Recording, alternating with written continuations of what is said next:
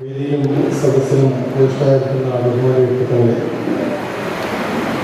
ഇന്ന് മഹാദിവസം 2024 പ്രയാണം നമുക്കറിയാം. ഒരു വർഷം നീണ്ടു നിൽക്കുന്ന ഒരു പ്രയാണത്തിൻ്റെ ആരംഭമാണ്.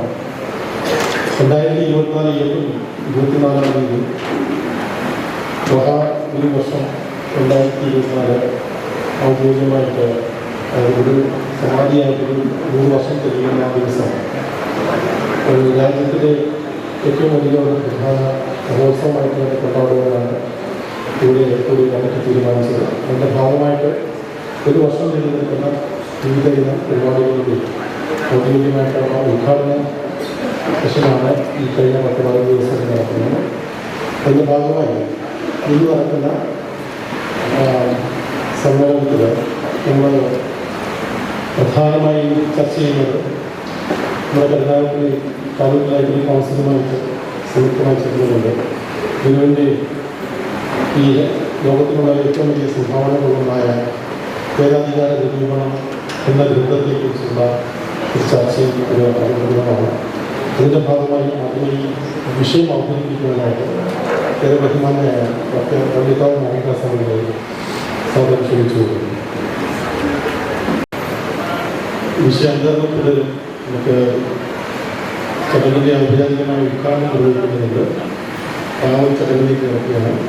ആദ്യമായി സ്വാഗതം അർപ്പിക്കാനായി taluk library council secretary Shri T Vijayakumar അവരുടെ ആ കർമ്മത്തിനെ സ്വാഗതം ക്ഷണിച്ചു കൊടുക്കുന്നു. ഒരു വർഷം 2024 ഇന്നത്തെ വേദാധികാര നിരൂപണം എന്ന സെമിനാർ നടക്കുന്ന ഈ പൊതുചടങ്ങ് ഔപചാരികമായി ഉദ്ഘാടനം ചെയ്യുന്നത് നമ്മുടെ ബഹുമാനായ കേരളത്തിൻ്റെ ധനകാര്യ വകുപ്പ് മന്ത്രി ശ്രീ പി എൻ ബാലഗോപാലാണ്. അദ്ദേഹത്തെ നിങ്ങളുടെ ഓരോരുത്തരുടെ പേരിലും ഈ ആശ്രമത്തിൻ്റെ പേരിലും ആ കർമ്മം നിർവഹിക്കാനായി സ്വാഗതം ക്ഷണിച്ചു വരുന്നു.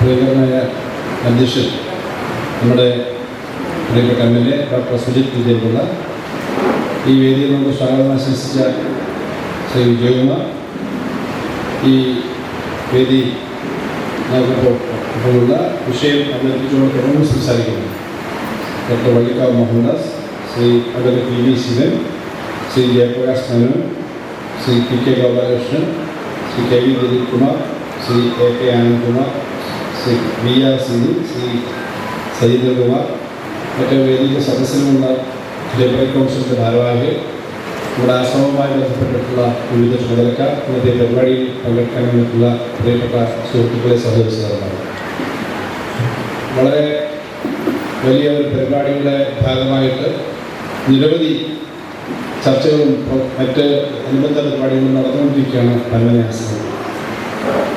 കേരളം കണ്ടിട്ടുള്ള മഹാന്മാരിൽ പ്രമുഖനായ, വളരെയേറെ ചർച്ച ചെയ്യപ്പെടാനിരിക്കുന്ന ഒരു മഹത് വ്യക്തിയാണ് ചട്ടമ്പി സ്വാമികൾ. നമുക്കെല്ലാം അറിയാം. അദ്ദേഹത്തിൻ്റെ പാദസ്പർശമേറ്റ അദ്ദേഹം അന്ത്യവിശ്രമം കൊള്ളുന്ന വളരെ ചരിത്ര പ്രാധാന്യമുള്ള ആശ്രമത്തിൽ നടക്കുന്ന അദ്ദേഹത്തിൻ്റെ ഈ യോഗത്തിൻ്റെ 100ാം വാർഷികവുമായി ബന്ധപ്പെട്ട പരിപാടികളുടെ മധ്യയാണ് നമ്മൾ ഈ പരിപാടി സംഘടിപ്പിക്കുന്നത്. ആ പരിപാടി കുറേ ദിവസങ്ങൾ നീണ്ടുനിൽക്കുന്നതാണ്. ഒരു വർഷക്കാലം ആ പരിപാടികളുണ്ട്. അതിൻ്റെ ഭാഗമായിട്ട് ഇവിടെ ഇന്നിപ്പോൾ വളരെ ഗൗരവമുള്ള ഒരു ഗ്രന്ഥത്തെ സംബന്ധിച്ചുള്ള വിഷയമാണ്. അത് വിശദമായി ഡോക്ടർ മോഹൻദാസ് സംസാരിക്കും.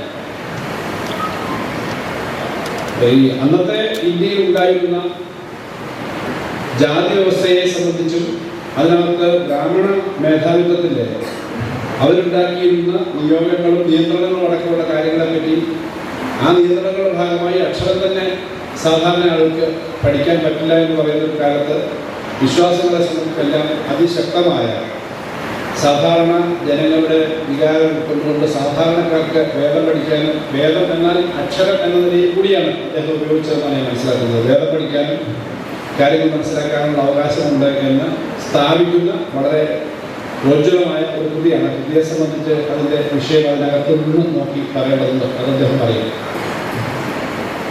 പക്ഷെ ഇവിടെ ഈ സ്ഥലത്ത് പത്മനായാസനത്തിന് ഒരു സാധാരണ ആശ്രമങ്ങളെ പോലെ അല്ല. എല്ലാ ആശ്രമങ്ങൾക്കും അതിൻ്റെതായ പ്രത്യേകതയുണ്ട്. പത്മനായാസനത്തിന്റെ പ്രത്യേകത സാമൂഹ്യമായ ജീവിതത്തിന്റെ വിവിധ വശങ്ങളിൽ ഇടപെട്ടുകൊണ്ടിരുന്ന ആളുകൾ, സാമൂഹ്യ ജീവിതവുമായി ബന്ധപ്പെട്ട കാര്യങ്ങളിൽ ഇപ്പോഴും ഇടപെടണം എന്ന് ചിന്തിക്കുന്ന തരത്തിലുള്ള ചർച്ചകൾ നടക്കുന്ന ഒരു വേദിയാണ്. രാഷ്ട്രീയത്തിലും സാമൂഹ്യ പ്രവർത്തനത്തിലും വളരെ വലിയ നേതൃത്വം നൽകിയ ബഹുമാനായ കുമ്പളത്ത് ശങ്കുപിള്ള അദ്ദേഹത്തിൻ്റെ എല്ലാ പ്രവർത്തനവും നടന്ന അദ്ദേഹവുമായി ബന്ധപ്പെട്ടതാണ്. സ്വാമി ഇവിടെ ചട്ടമ്പി സ്വാമി അദ്ദേഹത്തിൻ്റെ നിരവധി അദ്ദേഹത്തിൻ്റെ സമാധികൾ അദ്ദേഹത്തിൻ്റെ വലിയ ബന്ധമുള്ളതാണ്. മഹാത്മാഗാന്ധിയെ പോലെ സാമൂഹ്യ രാഷ്ട്രീയ ജീവിതത്തിൽ ഇന്ത്യയിൽ ഏറ്റവും പ്രമുഖമായ പങ്കുവഹിച്ച മഹാത്മാഗാന്ധി വന്ന് താമസിച്ചിട്ടുള്ളതാണ്. അന്ന് അദ്ദേഹം താമസിക്കണമെങ്കിൽ അന്നത്തെ കാലത്ത് ഈ പ്രദേശത്തിനും ഈ ആശ്രമത്തിനും എത്രത്തോളം പ്രാധാന്യമുണ്ട് എന്നുള്ളത് നമുക്ക് ഊഹിക്കാവുന്നതുണ്ട്. 1924 ചട്ടമ്പി സ്വാമികൾ സമാധിയാവുന്നത്. അതിനുള്ള ഏറെക്കാലം അദ്ദേഹത്തിൻ്റെ കൊച്ചു കുഞ്ഞായിരുന്ന കാലം മുതലുള്ള ജീവചരിത്രത്തിൽ കുറേ കാര്യങ്ങൾ നമുക്കറിയാം. അദ്ദേഹത്തിൻ്റെ പ്രവർത്തനങ്ങളിൽ ആവേശം കൊണ്ട് തന്നെയാണ് ശ്രീ കുമ്പളത്ത് അദ്ദേഹം ഒരു ഘട്ടത്തിൽ കോൺഗ്രസ് പാർട്ടിയുടെ KPCC പ്രസിഡന്റ് വരെ ആയിരുന്നു എന്നുള്ളതെല്ലാം ചരിത്രമാണ്. അദ്ദേഹത്തിന് വിവിധ മേഖലകളിലെ പ്രവർത്തനമുണ്ട്. അദ്ദേഹത്തിൻ്റെ തൻ്റെ ഇടവും അദ്ദേഹത്തിൻ്റെ ആജ്ഞാശക്തിയും അദ്ദേഹത്തിൻ്റെ കാര്യത്തിലുള്ള മുൻകൈയും എല്ലാം നമുക്കറിയാം. അദ്ദേഹവും അദ്ദേഹത്തിൻ്റെ തുടർന്ന് വരുന്ന പ്രവർത്തകരുമൊക്കെ ഈ പ്രദേശത്തെ ഒരു മതനിരപേക്ഷവും പുരോഗമനപരമായ സ്വഭാവവും ഉയർത്തിപ്പിടിക്കുന്നൊരു പ്രദേശമായി കണ്ടിട്ടുണ്ട്. ഇവിടെ ഉള്ള ഇതിനകത്ത് വരുമ്പോൾ ഉണ്ടാകുന്ന ഒരു അന്തരീക്ഷം തന്നെയാണ്. അങ്ങോട്ടൊരു നമ്മുടെ സ്വാതന്ത്ര്യ സമരത്തിൻ്റെയും നമ്മുടെ നവോത്ഥാന പ്രസ്ഥാനത്തിൻ്റെയും വളരെ ആവേശകരമായ അംശങ്ങൾ പ്രദാനം ചെയ്യുന്നതാണ്. ഇവിടെ വരുമ്പോൾ അതാണ് ഞങ്ങൾ മറ്റൊരു ആശ്രമത്തിൽ പോകുന്ന നമ്മുടെ കൊല്ലം ജില്ലയിൽ ധാരാളം ആശ്രമങ്ങളുണ്ട്. ആത്മീയ വിശ്വാസത്തിൻ്റെതായ പലതരം ധാരകളുണ്ട്. എല്ലാ മതത്തിൻ്റെയും പ്രമുഖമായ കേന്ദ്രങ്ങളുണ്ട്. അങ്ങനെ ഒരു ആശ്രമമല്ല പത്മനായാശ്രമം. പത്മനായാശ്രമത്തിൽ വരുമ്പോൾ സ്വാതന്ത്ര്യ സമരത്തിന്റെ അംശങ്ങളും അന്നത്തെ പോരാട്ടങ്ങളെ പറ്റിയുള്ള ചിത്രങ്ങളും ചിന്തകളും മഹാത്മാഗാന്ധിയെ പോലൊരു യുഗപ്രഭാവനായ മനുഷ്യൻ വന്ന് താമസിച്ചൊരു സ്ഥലമെന്ന ചിന്ത വരും. കുമ്പളത്തിനെ പോലെ ഉള്ള ഒരു വ്യക്തിത്വത്തിന്റെ അംശങ്ങൾ നമ്മുടെ മനസ്സിലേക്ക് വരും. സർവോപരി അന്നത്തെ ഹിന്ദു മതത്തിനകത്ത് നിന്നിരുന്ന, അന്നത്തെ മതസമ്പ്രദായങ്ങൾക്കകത്ത് നിന്നിരുന്ന, വിശ്വാസങ്ങൾക്ക് പ്രത്യേകിച്ച് ഹിന്ദു മതത്തിനകത്ത് നിന്നിരുന്ന സാധാരണക്കാരുടെ ഏറ്റവും പാവപ്പെട്ടവനും, അല്ലെങ്കിൽ പാവപ്പെട്ടവനെന്ന് ഞാൻ പറയുന്നത് അക്ഷരം പഠിക്കാൻ അവകാശമില്ലായ്മയോട് കൂടി ചേർത്താണ്. എന്ന് പറഞ്ഞാൽ അക്ഷരം പഠിക്കാനും അച്ഛനെ തൊടാനും. ചട്ടമ്പി സ്വാമിയുടെ കാര്യം പറയുമ്പോൾ അതോട് പറയുന്നതാണ്. അല്ലെങ്കിൽ അന്നത്തെ ബ്രാഹ്മണനാവാ പിതാവ്, അമ്മ നായരായിരിക്കും. ജാതി സമ്പ്രദായത്തിന്റെ ഭാഗമായി അച്ഛനോട് തന്നെ അടുത്ത് സഹകരിക്കാൻ പറ്റാത്തതുള്ള ഇതിൽ അന്നത്തെ ജാതി സമ്പ്രദായത്തിന്റെ വ്യത്യസ്തകൾ. ഈ ബ്രാഹ്മണിക്കൽ എന്നൊക്കെ പറയുന്നത് ബ്രാഹ്മണിക്കൽ സമൂഹം എന്നൊക്കെ പറയുമ്പോൾ ബ്രാഹ്മണ സമൂഹത്തിനകത്ത് പോലും ഉണ്ടായിരുന്ന അനാചാരങ്ങളെ പറ്റി നമുക്ക് അറിയാം. ഭൂതിപ്പാടിനെ പോലെയുള്ള വ്യക്തികൾ പിന്നീട് സമൂഹ ജീവിതത്തിലേക്ക് ഇറങ്ങി വരുന്നത് അദ്ദേഹത്തിനെയും അദ്ദേഹത്തിന് മുമ്പുള്ളവരും ഒക്കെ പറഞ്ഞിട്ടുള്ള കാര്യങ്ങളൊക്കെ നമുക്കറിയാം. കാരണം ഏറ്റവും കൂടുതൽ ദുരിതം അനുഭവിച്ചിരുന്ന ഒരു വിഭാഗം വ്യക്തി ജീവിതത്തിൽ ബ്രാഹ്മണരുമായിരുന്നു. കാരണം മൂത്ത ആൾക്കാരെ പരിഹരിക്കാൻ പറ്റുള്ളൂ, മറ്റുള്ളവർക്ക് സ്വത്തവകാശമില്ല. വളരെ വളരെ കുഞ്ഞിനാളിലെ എന്ന് പറഞ്ഞാൽ കൗമാരത്തിൽ തന്നെ വിധവകളാകുന്ന, ഇന്നത്തെ വിവാഹത്തിൽ കൗമാരത്തിൽ തന്നെ വിധവകളാകുന്ന സ്ത്രീകൾക്ക് ശിരസ് മുണ്ടനം ചെയ്ത് വെള്ളവസ്ത്രം ധരിച്ച് അശ്ലീലമാണ്, പുറത്തിറങ്ങാൻ പാടില്ല. ഈ മറക്കുടയ്ക്കകത്തെ ദുരിതം എന്നൊക്കെ പറഞ്ഞ് മറക്കുടയുടെ പുറകെ നടക്കാൻ പാടുള്ളൂ എന്നൊക്കെ പറയുന്ന സമ്പ്രദായം ഉണ്ടായിരുന്നു ബ്രാഹ്മണ സമ്പ്രദായത്തിനകത്ത്. ബ്രാഹ്മണിക്കൽ എന്ന് പറയുന്ന ഏറ്റവും അടക്കി വാഴുന്ന ഒരു സമ്പ്രദായം എന്ന് പറയുന്ന ബ്രാഹ്മണ വിഭാഗത്തിനകത്ത് തന്നെ ബ്രാഹ്മണരുടെ അവസ്ഥ ഇതായിരുന്നു. അതുകൊണ്ടാണ് കൂടുതൽ കത്തിച്ച് ചാരം പൊതിഞ്ഞയച്ച EMS പോലെയുള്ള ആളുകളുടെ വിപ്ലവകരമായ, അല്ലെങ്കിൽ അന്നത്തെ ഉണ്ണി വിപ്ലവകരമായ പ്രവർത്തനങ്ങളൊക്കെ വലിയ ചർച്ചയാവുന്നത്. അടുക്കളയിൽ നിന്ന് അരങ്ങത്തേക്ക് എന്നുള്ള നാടകം കേരളത്തിൽ വിസ്ഫോടനം സൃഷ്ടിച്ചത് അതുകൊണ്ടാണ്. അപ്പൊ നമ്പൂതിരി സമുദായത്തിനകത്ത് പോലെ സമുദായം ഉണ്ടായിരുന്നു. ബാക്കി സമുദായങ്ങളോ നമുക്ക് അക്ഷരം തൊടാൻ മാത്രമല്ല അച്ഛനെ തൊടാനും എന്ന് പറഞ്ഞു. കാരണം ചെറിയ ചട്ടമ്പി സ്വാമി അല്ലെങ്കിൽ കുഞ്ഞൻ എന്ന് വിളിക്കുന്ന കുഞ്ഞിന് അച്ഛൻ്റെ അടുത്ത് ഇടപഴകി വിടാൻ പറ്റില്ല. കാരണം അച്ഛൻ നമ്പൂതിരിയാണ് അല്ലെങ്കിൽ ഉയർന്ന ജാതിയാണ്. നമ്മളിന്ന് കാണുന്ന ഒരു ലോകമായിരുന്നില്ല അന്നത്തെ ലോകം എന്നുള്ളത് വളരെ പ്രധാനപ്പെട്ട കാര്യമാണ്. നമ്മൾ ഇന്നത്തെ കാര്യം വെച്ചിട്ടാണ് അന്നത്തെ പല കാര്യങ്ങളും വിലയിരുത്തുന്നത്. ഞാൻ ദീർഘകാലമായി വിദ്യാർത്ഥിയായിരിക്കുന്ന കാലം കൊണ്ട് സംഘടനാ പ്രവർത്തനം നടത്തുന്നതാണ്. 30 വർഷം മുമ്പ് ജവഹർ കോളേജ് എന്ന് പറഞ്ഞാൽ 35 വർഷം മുമ്പുള്ള ഒരു കോളേജിലെ അവസ്ഥയിൽ മനസ്സിലാക്കിയിട്ടുണ്ട്. അന്ന് ജവഹർ കോളേജിലെ നേതാക്കന്മാരുണ്ട്. ഇന്നത്തെ വിദ്യാർത്ഥി ഇന്നത്തെ സമൂഹവും അതുപോലല്ല, വളരെ വേഗം മാറിക്കൊണ്ടിരിക്കുന്നത്.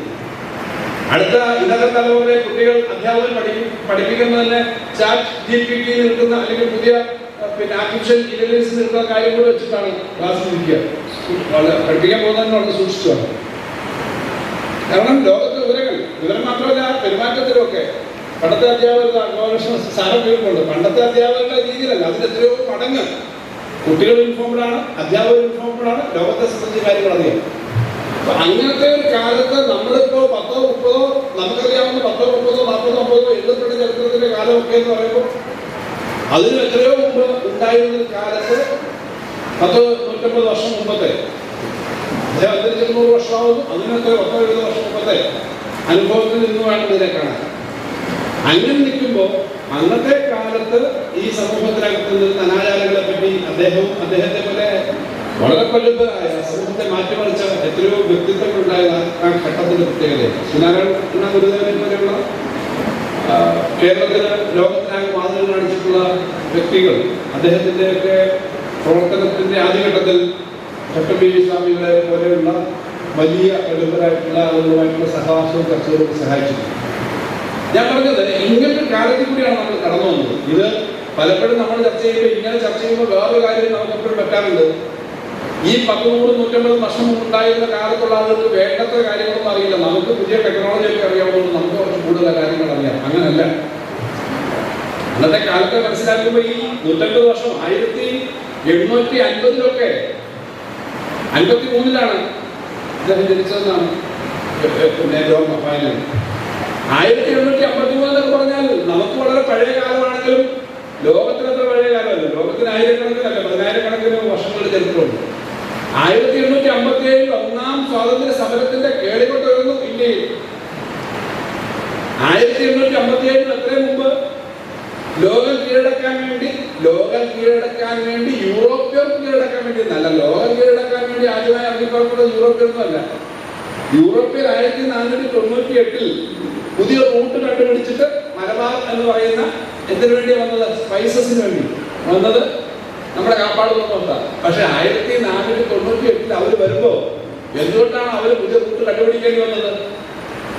തുർക്കി സാമ്രാജ്യം അതിശക്തമായി മാറിയതോടുകൂടി തുർക്കി രാജാവ് അവിടുത്തെ ചക്രവർത്തി ഇസ്താംബുൾ, കോൺസ്റ്റാന്റിനോപ്പിൾ എന്ന് പറയുന്ന നമ്മുടെ യൂറോപ്പും ഏഷ്യയും ചേരുന്ന ആ സ്ഥലത്തെ കരവഴിയുള്ള ഏറ്റവും വീതി കുറഞ്ഞ സ്ഥലമടക്കുന്ന ഇസ്താംബുൾ, അന്നത്തെ കോൺസ്റ്റാന്റിൻ ചക്രവർത്തി ദീർഘകാലം അരുളിയിരുന്ന ആ സ്ഥലം ഉൾപ്പെടെ തുർക്കി സുൽത്താനത്തിന്റെ കീഴിലായി. അപ്പൊ കരവഴിയുള്ള റൂട്ട് പോയി. അതുകൊണ്ടാണ് വേറെ റൂട്ട് കണ്ടുപിടിക്കുന്നത്. കരവഴിയുള്ള കച്ചവടം ബേസിക്കലി കച്ചവടമാണ്. രാജ്യം അധികാരം എന്ന് പറഞ്ഞാൽ ഈ റൂട്ട് വഴി കച്ചവടം പിടിക്കാനുള്ള അവകാശം മൊത്തം തുർക്കികളുടെയും ആ ഭാഗത്ത് അറബ് ട്രേഡേഴ്സിന്റെ കയ്യിലായി. അതുകൊണ്ടാണ് വേറൊരു വഴി കണ്ടുപിടിച്ച് വന്നത്. അല്ലാതെ ആദ്യമായിട്ട് ഇന്ത്യയിലേക്ക് കേരളത്തിലേക്ക് വന്ന കുറച്ച് ആളുകൾ ഈ പറഞ്ഞ സാഹിബന്മാരാണ് തെറ്റിദ്ധരിക്കുന്ന. അതിനു മുമ്പ് അറബുകളുടെ മുമ്പ് കുറച്ചു കാലം മുമ്പ് 12,000 വർഷം ചൈനക്കാരാണ് കച്ചവടം നടത്തിക്കൊണ്ടിരുന്നത്. ചൈനയിൽ കൺഫ്യൂഷ്യസ് മതം നിങ്ങൾക്കറിയാം, ബുദ്ധമതവുമായി ബന്ധപ്പെട്ടിട്ടുള്ള കൺഫ്യൂഷ്യസ് മതത്തിനാണെങ്കിലും ചൈനയിൽ അവിടുത്തെ തുറന്നു വന്ന അഗ്നിയാചാര്യന്മാർ ലുറിസെറ്റ് അവസാനം 1400, 1300, 1400 ആയ സമയത്ത് പറഞ്ഞു ചൈനയിൽ ഇനി പുറത്തു പോകേണ്ട കാര്യം, ചൈന എല്ലാം കണ്ടുപിടിച്ചു കഴിഞ്ഞു, ഇനിയിപ്പോ ലോകത്തിന് ട്രേഡിങ്ങിന് പോകണ്ട, നമ്മൾ ഇവിടെ തന്നെ മതി. Because we are so powerful, so we are so സ്വന്തമായിട്ടുള്ള എല്ലാ കാര്യങ്ങളും നോക്കണം. അതുകൊണ്ട് there is no need to go for trade എന്ന് പറഞ്ഞത് നമുക്കതല്ല. അതിന് എത്രയോ വർഷം മുമ്പായി ചൈനക്കട ചൈനക്കാർ വന്നുകൊണ്ടാണല്ലോ ചിന്നക്കട എന്നൊക്കെ ഉള്ളത്. ചീന വരെ നിങ്ങളുടെയുള്ള ചീനച്ചട്ടി ഒക്കെ അതിന്റെ ഭാഗമാണ് എന്നുള്ളത് നമുക്കറിയാം. അപ്പൊ നമ്മൾ വിചാരിക്കുന്ന പോലെ ഈ 1850 എന്നൊക്കെ പറഞ്ഞാൽ വളരെ പഴയൊരു സ്ഥലമല്ല. ബ്രിട്ടീഷുകാർക്കും പോർച്ചുഗീസുകാർ 1500 വർഷം 300 വർഷം മുമ്പ് വന്നു. അതിനു മുമ്പ് അറബ് കച്ചവടക്കാരായിരുന്നു, അതിനു മുമ്പ് ചൈനീസ് കച്ചവടക്കാരായിരുന്നു. ലോകം അങ്ങനെ വിവരമാണ്. നമുക്ക് പക്ഷേ ചരിത്രം രേഖപ്പെടുത്തി വെക്കുന്നത് വളരെ കുറവാണ് നമ്മുടെ ഇന്ത്യക്കാരെ സംബന്ധിച്ച്, പ്രത്യേകിച്ച് മലയാളികളെ സംബന്ധിച്ച്. ഇവിടുത്തെ ഓരോ ജീവിതത്തിനും വലിയ ചരിത്രമുണ്ട്. ഇവിടുന്ന് എത്ര പേർക്ക് നമുക്കിപ്പോൾ അറിയാം. നീണ്ടകരയിൽ അകത്തോട്ട് കിടക്കുന്ന ആ കായൽ വഴി പോയാൽ ഒരു കച്ചവട കേന്ദ്രം ഉണ്ടായിരുന്നു. കല്ലടയിൽ രാജ്ഞി ഉണ്ടായിരുന്നു, രാജാവ് ഉണ്ടായിരുന്നു, രാജവംശം ഉണ്ടായിരുന്നു. അവിടെ രാജ്ഞി ഉണ്ടായിരുന്നതിനെ പറ്റി 1600കളിൽ വന്നിട്ടുള്ള ഒരു സഞ്ചാരി എഴുതിയിട്ടുണ്ട്. യൂഹാഫ് കണ്ട കേരളം പണ്ട് ഒരു ചെറിയ ഒരു പുസ്തകത്തിനകത്ത് കിട്ടിയത് അതാണ്. അവിടെ വന്നപ്പോൾ അവിടെ മധ്യവയസ്കയായ സ്ത്രീ 3-4 ഭാഷ പറയും. കുടിയൊക്കെ ചരിച്ചു കെട്ടി ഇഷ്ടംപോലെ സ്വർണ്ണമാലയൊക്കെ ഇട്ട് അന്ന് അവർക്ക് ഈ 3-4 ഭാഷ പറയാൻ അറിയാം. കാരണം കച്ചവടം നടത്തുന്നു, ദുർബലം മേടിക്കാനാണ് ഉണ്ടായിരുന്നത്. അന്ന് കല്ലടയിൽ ഞങ്ങളുടെ ചുറ്റുമല ചെറാന്നൊക്കെ പറഞ്ഞ സ്ഥലമുണ്ട്. ചുറ്റുമലയ്ക്ക് അപ്പുറത്ത് ഒരു അമ്പലമൊക്കെ ഉണ്ട്. അവിടെ പഴയ കൊട്ടാരം ഉണ്ടായിരുന്നു. മാർത്ത കരുനാഗപ്പള്ളിയിൽ ഒരു ചെറിയ രാജവംശമായിരുന്നു. മാർത്ത എന്ന് പറഞ്ഞ സ്ഥലമുണ്ട് കരുനാഗപ്പള്ളിയുടെ അങ്ങ് പടിഞ്ഞാറ് ഭാഗത്ത്. അപ്പൊ ഇങ്ങനെയൊക്കെ വേൾഡ് ട്രേഡുമായി ബന്ധപ്പെട്ടിട്ട് ഉണ്ടായിരുന്ന ആളാണ്. പുറക്കാട്ടെ രാജാവിനെ പറ്റി ആ പുസ്തകത്തിൽ എഴുതിയിട്ടുണ്ട്. നന്നായി പല ഭാഷകൾ സംസാരിക്കുന്ന 19 വയസ്സുള്ള അരോഗതടകാരനായ ഇരുനിറക്കാരനായ നല്ല ആരോഗ്യവാനായ ഒരു ചെറുപ്പക്കാരൻ രാജാവായിരുന്നു. ഇങ്ങനെ മാർത്താണ്ഡവർമ്മ വരുന്നതിന് മുമ്പ് ചെറിയ ചെറിയ കാര്യങ്ങളായിരുന്നു നമുക്കറിയാം. അപ്പൊ നമ്മൾ ഈ ചരിത്രത്തെ കാണുന്നതും ഈ മഹാന്മാരെ കാണുന്നതും ഇവരൊക്കെ ഇത്തരം കാര്യങ്ങളൊക്കെ അന്നേരമാണ് ഇങ്ങനെ മലയാളം പഠിക്കാൻ അല്ലെങ്കിൽ ഭാഷ പഠിക്കാൻ ശ്രമിച്ചത്, അല്ലെ മലയാളത്തിൽ എഴുതാൻ പഠിപ്പിച്ചത്. ചക്രവിസ്വാമികൾ പറഞ്ഞ വേദാധികാര നിരൂപണത്തിന്റെ സമയത്ത് പറയുന്നത് എന്താ? വേദം എന്ന് പറഞ്ഞാൽ കുറച്ചാളുകൾക്ക് മാത്രമല്ല, എല്ലാവർക്കും പഠിക്കാം വായിക്കാം എന്ന് പറഞ്ഞതാണല്ലോ. അതുകൊണ്ടാണ് ഞാൻ പറഞ്ഞത്. അതിനു മുമ്പ് ഇതല്ലായിരുന്നു. പക്ഷെ എന്തുകൊണ്ട് അതിനായത്? ശൂദ്രമക്ഷര സംയുക്തം ദൂരതം പരിവർത്തിയൽ എന്ന് പറയുന്ന ആശയങ്ങൾ കൊണ്ടുവന്നത് ബ്രാഹ്മണ മേധാവിത്വത്തിന്റെ പിന്നീടുള്ള കാലത്താണ്. അക്ഷരം പഠിച്ച് ശൂദ്രന്റെ ചെറിയ ഈയവലിക്ക് ഒഴിക്കണം. തപസ് ചെയ്ത ഞങ്ങളൊക്കെ വിദ്യാർത്ഥികളായിരിക്കുമ്പോൾ SFI ക്ലാസ്സിൽ പെട്ട് പറയും ഈ അക്ഷരം എങ്ങനെയാണ് നിഷേധിച്ചത്. ശംഭൂകൻ തപസ് ചെയ്തപ്പോൾ തപസ് ചെയ്യാൻ ബ്രാഹ്മണർക്ക് അവകാശമുള്ളൂ. ഒരു കാട്ടുജാതിക്കാരൻ തപസ് ചെയ്തു, അവന്റെ പിടിച്ചവന്റെ കൈകൾ എടുത്തുള്ളത് ഞങ്ങൾ ക്ലാസ്സിൽ പറയും. കാരണം അങ്ങനെയൊക്കെ ആയിരുന്നു ഞങ്ങളെ പഠിപ്പിച്ചത്. ഇങ്ങനെയൊക്കെ ആയിരുന്നു അന്ന് അക്ഷരം പഠിക്കാൻ എല്ലാവർക്കും അവകാശം ഉണ്ടായിരുന്നില്ല. പക്ഷെ അതിനു മുമ്പ് എല്ലാവർക്കും പഠിക്കാവുന്ന എത്ര ഉണ്ടായിരുന്നു എന്നുള്ള കാര്യം നമ്മൾ ഓർക്കേണ്ടതാണ്. അത് നമ്മുടെ നാട്ടിലെ കേരളത്തിൽ പ്രത്യേകിച്ച് ഓച്ചർ ക്ഷേത്രത്തിൽ ഏതെങ്കിലും വിഗ്രഹമുണ്ടോ? ഓച്ചർ ക്ഷേത്രത്തിൽ ഏതെങ്കിലും വിഗ്രഹമുണ്ടോ? ഞാൻ പറയുന്നത് അവിടുത്തെ ഓംകാരം ഇല്ലേ? പരബ്രഹ്മം. എന്താ പറയുക? പരബ്രഹ്മല്ലേ? പരബ്രഹ്മമാണ്. എന്തുകൊണ്ടാണ്? നമുക്കറിയാം അത് ബുദ്ധ സമ്പ്രദായത്തിന്റെ ഭാഗമാണ്. ബുദ്ധ സമ്പ്രദായം എന്ന് പറഞ്ഞാൽ ബുദ്ധമതം വളരെ പ്രചാരം നേടിയിരുന്നു. 2000 വർഷം മുമ്പുള്ളതാണ്. ശ്രീലങ്കയ്ക്കപ്പുറത്തെ പഴയ പാകിസ്ഥാൻ രാജ്യങ്ങൾ എന്ന് പറയുന്ന അതിനപ്പുറത്തെ മലേഷ്യ വരെയുള്ള രാജ്യങ്ങളിൽ ഒക്കെ ബുദ്ധമതം ഉണ്ടായിരുന്നു. അഫ്ഗാനിസ്ഥാൻ മുതൽ ഇങ്ങോട്ട് ബുദ്ധമതം ഉണ്ടായിരുന്നു. ചൈനയിൽ ബുദ്ധമതത്തിന്റെ സ്വാധീനമായിരുന്നു. ബുദ്ധമതത്തിന്റെ പ്രത്യേകത ജാതി വ്യവസ്ഥയും ഈ ഉച്ചനീചത്വം ഉണ്ടായിരുന്നില്ല. ജീവിതത്തെ പറ്റിയുള്ള കാഴ്ചപ്പാട് എങ്ങനെയാണ് ബുദ്ധൻ? അദ്ദേഹം മതത്തെ പറ്റി ചിന്തിച്ചാൽ അദ്ദേഹത്തിന്റെ ആശയം ആഗ്രഹമാണ് എല്ലാ ദുഃഖത്തിന്റെയും കാരണം എന്ന് പറഞ്ഞു പോയതാണ്. അതൊക്കെ ഞാൻ ചരിത്രത്തിന്റെ അല്ലെങ്കിൽ പുരാണത്തിന്റെ കാര്യമോ ചരിത്രത്തിന്റെ കാര്യം പറയാനല്ല പറയുന്നത്. പക്ഷെ അന്നത്തെ സമ്പ്രദായത്തിൽ നമ്മുടെ നാട്ടിലെ ആളുകൾ തുല്യരായിരുന്നു. അതുകൊണ്ടാണ് വിഗ്രഹമില്ലാത്ത വിശ്വാസ രീതികൾ, ജീവിതമാണ് വിശ്വാസത്തിന്റെ രീതി തുടങ്ങിയ കാര്യങ്ങളൊക്കെ വന്നത്. ആ ബുദ്ധമതത്തിന് ഇടയ്ക്ക് ഒരു കാലത്ത് താഴോട്ട് വന്നു. ആ ബുദ്ധമതം വന്നപ്പോൾ ബുദ്ധമതത്തിന്റെ ആശയങ്ങളെ പരാജയപ്പെടുത്തി വീണ്ടും ഹിന്ദുമതത്തിന്റെ ശക്തിപ്പെടുത്തലിന്റെ ഭാഗമായിട്ടും മലയാളിയായ ശങ്കരാചാര്യർ തന്നെയാണ് പങ്കുവച്ചത്. അതൊക്കെ ഹിസ്റ്ററിന്റെ ഭാഗമായിട്ടുള്ള ധാരാളം കാര്യങ്ങളാണ്. അതാണ് ഹിന്ദു റിവൈൽസ്. അപ്പൊ നമുക്ക് വീണ്ടും അതിൻ്റെ കൂടെ മതസമ്പ്രദായങ്ങൾ വന്നു. ഇഷ്യൂ എന്താണ്? ബുദ്ധമതം ഉണ്ടായിരുന്നപ്പോൾ എല്ലാവർക്കും പഠിക്കാൻ പറ്റുമായിരുന്നു. പിന്നീട് ഇത് മാറി. നളന്ദ തക്ഷശിലയൊക്കെ ആ കാലത്താണ്. നളന്ദ സർവകലാശാലയുടെ അവശേഷിക്കുന്നത് കാണാൻ എനിക്ക് അവസരം കിട്ടിയിട്ടുണ്ട്. ഞാൻ ഡിവൈഫൈഡ് അതിന്റെ പ്രസിഡന്റ് അറിയിക്കുമ്പോൾ ഒരിക്കൽ അവിടെ പോയിരുന്നു. ബീഹാറിനടുത്ത് പട്ടണക്കെടുത്താണ്. ഇപ്പോ ഏറ്റവും അവികസിതമായ സ്ഥലം കിടക്കാണ്. ഇപ്പോഴവിടെ ഒരു സെൻട്രൽ യൂണിവേഴ്സിറ്റി വന്നിട്ടുണ്ട്. നളന്ദ എന്ന് പറഞ്ഞിട്ട് ഈ ബുദ്ധരാജ്യങ്ങളെല്ലാം ചേർന്നിട്ട് ബുദ്ധമത വിശ്വാസം കാര്യങ്ങൾ. പക്ഷെ ഞങ്ങളത് ചെല്ലുമ്പോൾ കേരള യൂണിവേഴ്സിറ്റിയെക്കാളും വലിയൊരു ക്യാമ്പസാണ്. വെട്ടുകളിൽ തീർത്ത കെട്ടിടങ്ങളുടെ അവശിഷ്ടങ്ങളുണ്ട്. അന്ന് എങ്ങനെയായിരുന്നു? 2000 വർഷം മുമ്പ് അവിടെ അധ്യാപകർക്ക് താമസിക്കാൻ സ്ഥലം, കുട്ടികൾക്ക് താമസിക്കാൻ സ്ഥലം, പുസ്തകങ്ങൾ. അവിടെ ചുറ്റുപാടുള്ള ഏറെ ചായം കൊടുക്കണ്ടായിരുന്നു. അതിന് പകരം ഇവിടത്തേക്ക് അധ്യാപകർക്ക് ഭക്ഷണവും ഇവിടുത്തെ കുട്ടികൾക്ക് ഭക്ഷണത്തിന് സ്ഥാനം കൊടുത്താൽ അതാണ് നമ്മുടെ സമ്പ്രദായം. വിദേശത്തു നിന്ന് വന്ന ആളുകൾ ആ രാജ്യം കൊള്ളടിക്കുന്നതിന്റെ ഭാഗമായിട്ട് ഈ ലൈബ്രറിയും ഒക്കെ കത്തിച്ചിട്ട് മാസങ്ങളോളം കത്തിന്നാണ് പഴയ രേഖകളിൽ പറയുന്നത്. അങ്ങനെയൊക്കെ ഉണ്ടായിരുന്ന കാലം ഉണ്ടായിരുന്നു. അപ്പൊ ഇതൊക്കെ മാറിയും മറിഞ്ഞും വരും എന്നേ ഞാൻ പറഞ്ഞുള്ളൂ. ഈ കാലം അവനവന്റെ ചിന്തകൾക്കനുസരിച്ചും സമൂഹത്തിന്റെ ബുദ്ധിക്കനുസരിച്ചും മാറിയും പറഞ്ഞു വരുമ്പോൾ വളരെ വലുതായിട്ട് എല്ലാവർക്കും പ്രവർത്തിക്കാൻ കഴിയുമായിരുന്നൊരു വായിക്കാൻ കഴിയുമായിരുന്ന ഒരു സ്ഥലം കേരളത്തിനോട് പ്രത്യേകത കൂടിയുണ്ട്. കേരളത്തിനകത്ത് ഈ ബുദ്ധമതത്തിന്റെയും സഖ്യപർവ്വതത്തിന് ഇപ്പുറത്ത് നമ്മുടെ ജീവിതത്തിലൊക്കെ ഒരു ശൈലിക്ക് വ്യത്യാസമുണ്ട്. നമ്മുടെ ഈ വെള്ളം മുണ്ടും ഇപ്പൊ മുണ്ടൊക്കെ മാറി മുണ്ടും നേരിയതും ഡ്രസ്സും ഒക്കെ ധരിക്കുന്നുണ്ട്. ഏറ്റവും സിമ്പിൾ ഡ്രസ്സ് ധരിക്കുന്ന ഇന്ത്യയിലാണ്. ഒന്ന് നമ്മുടെ കാലാവസ്ഥയാണ് കാരണം ഈ എപ്പോഴും ഹ്യൂമിഡിറ്റിയും ഒക്കെ ഉള്ളതുകൊണ്ട് നമുക്ക് ഉത്തരേന്ത്യ ഏത് സമയത്തും മുണ്ടും ഷർട്ടോ നേരിയൊക്കെ കൊണ്ട് ജീവിക്കാം. വലിയ നടത്തില്ല, വലിയ കൂടുതലില്ല. ഇതായിരിക്കും ഒരു കാര്യം. മറ്റൊന്ന്, നമ്മുടെ നാടിന് വേറെ ശൈലിയുണ്ട്. സിമ്പിളായിട്ടുള്ള ലൈഫിന്റെ ശൈലിയുണ്ട്. ഏതെങ്കിലും രാജാക്കന്മാര് ഉത്തരേന്ത്യൻ രാജാക്കന്മാരെ പോലെ വലിയ വേഷവും 500 ഭാര്യമാരുള്ള അന്തപുരമായിട്ടൊക്കെ ഉണ്ടോ കേരളത്തിൽ? ഞാൻ എൻ്റെ ഒരു ഗവേഷണ പഠനം വായിച്ചെന്ന് ഞാൻ പറയുന്നത് എൻ്റെ ഒരു ഫീലിംഗിന്റെ ഭാഗമായിട്ട് പറയും. ഇന്നിപ്പോ ഇപ്പൊ ആലോചിച്ചു നോക്കും. പൊതുവെ നമ്മുടെ അധികാര രീതികളും സ്വഭാവങ്ങളും ഒക്കെ കുറച്ച് വ്യത്യാസമുണ്ട്. സിമ്പിളായിട്ടുള്ള ലൈഫുണ്ട്, മാറ്റമുണ്ടാവുന്നുണ്ട് ഇപ്പോൾ. പക്ഷെ ഇങ്ങനെയൊക്കെ കേരളത്തിന് പ്രത്യേകത ഉണ്ട്. അപ്പോൾ അങ്ങനെയൊക്കെ പ്രത്യേകത ഉണ്ടായിരുന്ന സ്ഥലത്ത് ഇടയ്ക്കുണ്ടായിരുന്ന ഈ 8-ാം നൂറ്റാണ്ടോട് കൂടിയൊക്കെ വന്ന ബ്രാഹ്മണ സമുദായവും അതിന്റെ ഭാഗമായിട്ടും അതിന്റെ ഭാഗമായിട്ടും കാര്യങ്ങൾ വന്നിട്ടുണ്ടാവും. അതൊക്കെ ചരിത്രത്തിലാണ്, നമുക്ക് ഉദാഹരണങ്ങളാണ്. എന്തായാലും ഒരു കാര്യം കണക്കാണ്, നമുക്ക് നമ്മുടേതായ രീതികളുണ്ടായിരുന്നു. കേരളത്തിന് പുറത്ത് വേറെ രീതിയായിരുന്നു. ഒറ്റ ഉദാഹരണം മതി. മഹാബലിയെ നമ്മൾ കാണുന്നത് ഏറ്റവും നല്ല മനുഷ്യസ്നേഹിയായ ഒരു ചക്രവർത്തിയായിട്ടാണല്ലോ. ഇതേ വാമനൻ വന്നത് ചവിട്ടിത്താഴ്ചക്കാണല്ലോ. വാമനൻ വന്നത് ചവിട്ടിത്താഴ്ചത് വൃത്തിയായിട്ടൊരു രാജാവിനാണെന്ന് നമ്മൾ ചിന്തിക്കുന്നുണ്ടോ? ഉണ്ടോ? വാമനന് പ്രാപ്തി കൊടുത്തു ആർക്കാ? ദേവേന്ദ്രന്, വിഷ്ണു. ഇങ്ങനെ വന്നതാണ് കഥ. അപ്പൊ വാമനൻ 3ാമത്തെ ചവിട്ടത്താഴ്ച പ്രാപ്തി. ഏതായാലും വാമനോടെ നമുക്ക് വലിയ ദേഷ്യമില്ല. കാരണം വാമനെ ഈ ഇന്ദ്രൻ കെട്ടിലാക്കിയതാണ്. പക്ഷെ നമ്മുടെ ചക്രവർത്തി മഹാനായ നല്ലവനായിരുന്നു. പക്ഷെ കേരളത്തിന് പുറത്തെങ്ങനെ മഴയാണ്. കേരളത്തിന് പുറത്തെങ്ങനെ കേരളത്തിന് പുറത്ത് മഹാബലിയെ കാണുന്നത് ഏറ്റവും മോശക്കാരനായ ഒരു അസറ്റിനായിട്ടാണ്.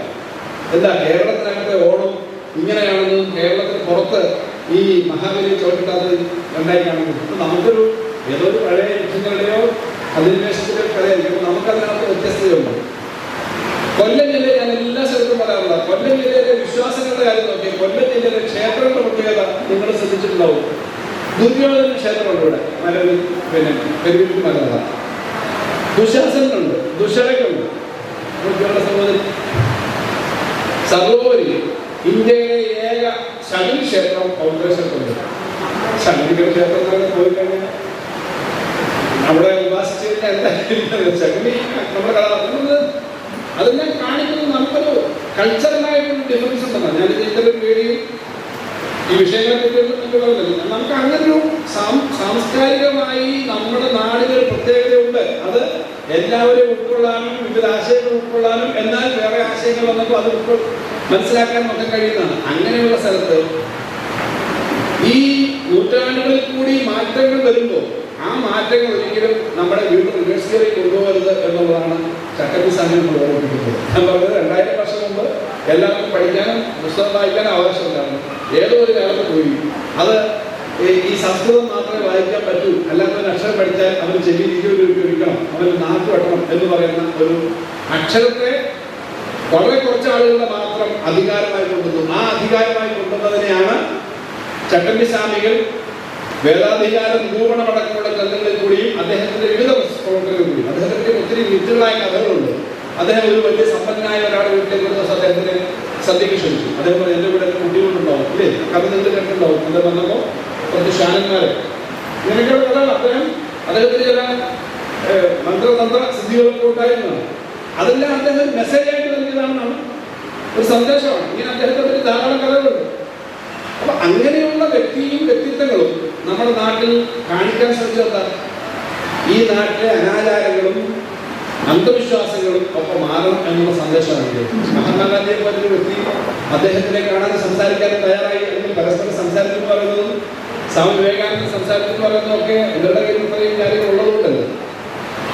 അതും ഞാൻ നേരത്തെ പറഞ്ഞ 1757 ഒന്നാം സ്വാതന്ത്ര്യ സമരത്തിന്റെ പശ്ചാത്തലത്തിലാണ് കൊച്ചു ബാലനായിട്ട് വളർന്നു വരുന്നതും ലോകത്താകെ ഉണ്ടാവുന്ന വലിയ സമരങ്ങളുടെ പശ്ചാത്തലം കാണുകയും സോവിയറ്റ് യൂണിയൻ ഉൾപ്പെടെയുള്ള സ്ഥലങ്ങളിലെ മാറ്റം കാണുകയും ചെയ്തിട്ടാണ് അദ്ദേഹം സമാധിയായത്. എന്നാൽ ചെറിയൊരു കാര്യമല്ല, ആ ഒരു ഘട്ടത്തിൽ നിന്ന് തുടങ്ങി ലോകത്തുണ്ടായ മാറ്റങ്ങളെ പറ്റി മനസ്സിലാക്കി ലോകത്തുണ്ടായ വ്യവസായ മേഖലയിലും വാണിജ്യ മേഖലയിലൊക്കെ ഉണ്ടായ വലിയ മാറ്റങ്ങളൊക്കെ കണ്ട് അതുകൂടി സംശീകരിച്ച് അദ്ദേഹം അഭിപ്രായങ്ങൾ പറഞ്ഞ ഒരാളാണ്.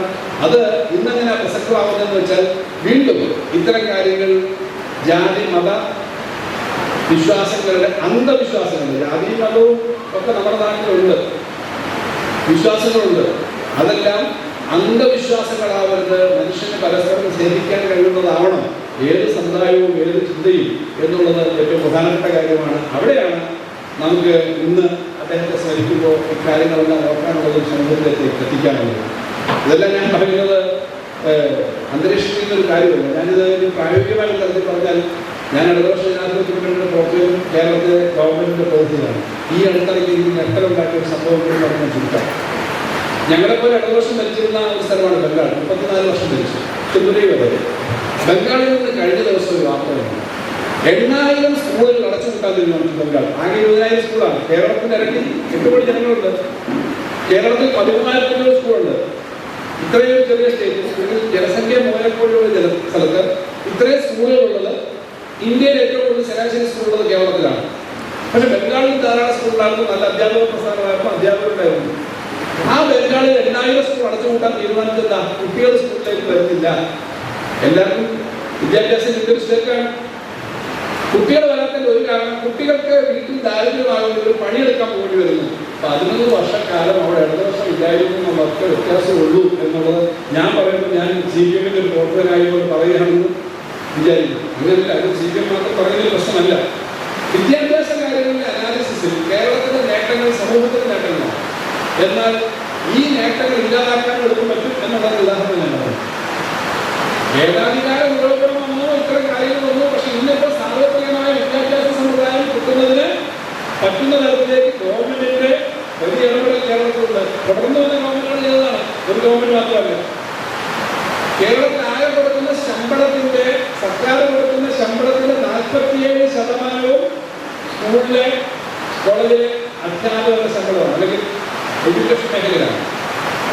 അത്രയും വലിയ ഇൻവെസ്റ്റ്മെന്റ് ഒരു കുട്ടിക്ക് 50,000 രൂപ വെച്ച് ഒരു വർഷം സർക്കാർ ചെലവാക്കുന്നുണ്ട്. അങ്ങനെ ചെലവാക്കുന്ന ബഡ്ജറ്റ് പണം വെച്ച് ചെലവാക്കുന്നത് കൊണ്ടാണ് ആ കാര്യം വരുന്നത്. അതുകൊണ്ട് 10-12 വർഷം അതിനകത്തേക്കുള്ള പ്രയോറിറ്റി മാറ്റിയാൽ നേരെ റിവേഴ്സിലേക്ക് വരും, കുട്ടികൾ സ്കൂളിൽ പോകാതാവും എന്നുള്ളതിന്റെ ഉദാഹരണമാണ് ഞാൻ ബംഗാൾ എടുത്ത് പറഞ്ഞത്. ബംഗാൾ പറഞ്ഞത് NDF-ആയ ഒരു ബന്ധമുണ്ടായിരുന്നുകൊണ്ടാണ്.